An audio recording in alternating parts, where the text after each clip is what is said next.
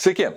Valstybės institucijos ėmėsi vertinti informaciją apie Bankeros kriptožetonų projektą. Žurnalistai nustatė, kad reikšminga dalis iš investuotojų surinktų pinigų buvo panaudota prabangiam nekilnojamam turtui įsigyti, o pažadas įkurti ES licenciją turintį kriptobanką liko neįgyvendintas. Žurnalistinį tyrimą kartu su 15 min tyrimų žurnalistais vykdė tarptautiniai partneriai iš organizuoto nusikalstamumo ir korupcijos tyrimų projekto, geriau žinomo OCCRP santrumpa. Apie tyrimų užkulisius šiandien ir kalbėsime su OCCRP redaktoriumi Peteriu Jonesu. Pete, thank you so much for joining us. Thank you. Thanks for having me. So our audience know what 15 min is. Could you briefly explain to our viewers what OCCRP is and what kind of work you do? Absolutely. So OCCRP is, in fact, the world's biggest network of investigative journalists.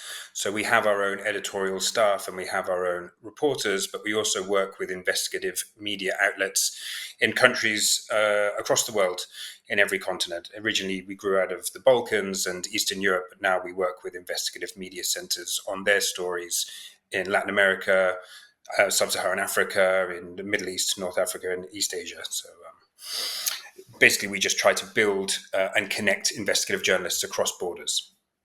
Why did OCCRP decide to collaborate with 15 min on this particular investigation?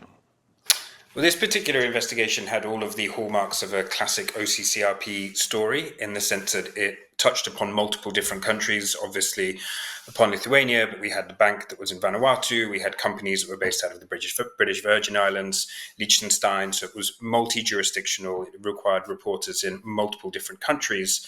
But also when we spoke to 15 min and started to look at the evidence, I could see that there was an incredible wealth of documentary proof for the allegations, and that to us is fascinating. We're really interested in being able to document the allegations that we're trying to make in our stories, and this seemed to be an extremely strong case for us to take on.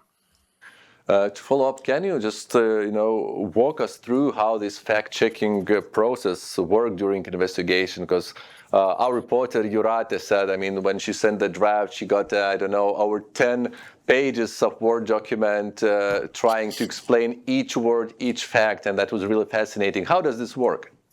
Yes, I would say our fact-checking process is notorious among our member centers and even our own journalists. It's extremely, extremely rigorous to the point that it can sometimes be a little infuriating for some of the reporters, but it's very important for us. All we do is report on organized crime and corruption. That means that we're often reporting stories that make serious allegations about very powerful and very wealthy people. It's crucial for us that we cannot make a mistake in those stories. So we have a very rigorous process, first of all, an editorial one, which will scrutinize the documents and scrutinize the proofs and make sure that the allegations in the story are in line with the kind of proof and evidence that we have. But then we have another stage, which is the fact-checking stage. We have an independent fact-checking team who will pore over every single one of those documented proofs, anything that's based on a source, and make sure that everything is as it has been written in the story is demonstrably, provably true. And this is very important for us because, as I said, we're often dealing with wealthy people, very powerful people, and sometimes they will launch a legal case post-publication, and we need to be absolutely certain that whatever we've written down and whatever we've published, we can prove in a court of law. So that's the reason for it. Even though it can be quite frustrating for the reporters, it's a crucial thing for us.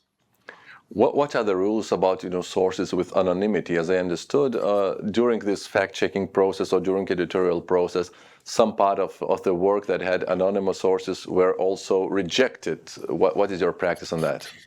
So we have quite a high threshold for proofs for all of the reasons that I've just described. We do need to be able to defend our stories in court, and we need to be able to feel comfortable that we'll be able to bring those proofs to court if we need to.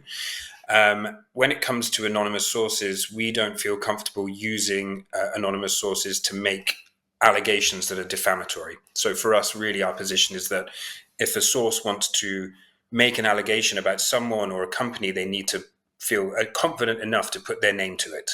Now, there are all sorts of various circumstances where that can be different. So if you have multiple sources saying the same things, if you have people who are in a vulnerable situation, perhaps victims, of frauds or victims of assaults, then we can consider giving pseudonyms. But the general rule for us is that if you're going to make an allegation and you want to reprint that allegation, the source has to put their name to it. We can't use anonymous sources for that sort of thing. Pete, moving to the content of these investigations, why are the facts uncovered in this investigation important for broader public? I mean, I think what is really in the public interest in this story is that there was a huge amount of investment by normal members of the public. This wasn't just institutional investors. You had a huge number of small investors who really had put their money into this project, hoping to see a return, hoping to back what they thought was a really ambitious and interesting project. And then they were left at the end of it, as far as we can tell, at least in many cases, with losses or empty-handed, with no really very good explanation as to what happened. I think it's kind of interesting as well that this is happening in a sector, in the cryptocurrency sector, where there isn't a lot of regulation. There isn't sometimes a lot of transparency about what happens to that money once it is turned into cryptocurrency. Where does it go? It's quite difficult to trace sometimes, to trace to real people in the real world, at least. And so I think this is a really important public interest story where, we have a quote in the story from one of the experts who says that, some of these cryptocurrency projects at the time were a little bit like selling magic beans. People were giving their money over and not really knowing what to expect in return. And I think it's very important that those people who are entrusted with people's hard-earned money are held to account when those investors lose out. So magic beans apparently didn't work. That is fact-checked at this moment. It is. How did Bankera ICO team respond when you reached them out? It was a little tricky to make contact directly with three of the co-founders that we write about in the story.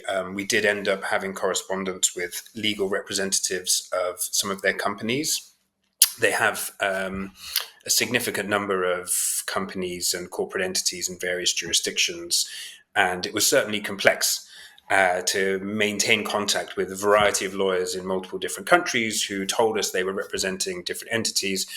We ended up giving, I'm trying to think now, but I think we ended up giving almost 2 months in total for responses from the date of the first letters being sent, where we set out each of the allegations in quite significant detail.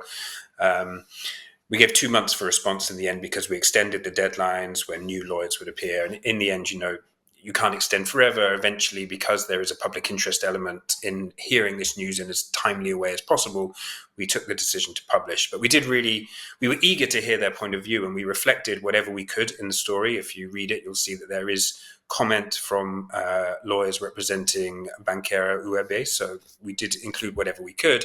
We would have liked to have had the chance to interview the co-founders, but that never really was an opportunity that was given to us. Pete, thank you so much for joining us. Thank you so much for collaboration in this project. Thanks very much to you. Thank you. Mėly 15 min žiūrovai, primenu, kad kalbėjome su OCCRP redaktoriumi žurnalistu Peteriu Jonesu. Dėkoju Jums už dėmesį, dėkojame už palaikymą ir iki pasimatymo kitose laidose.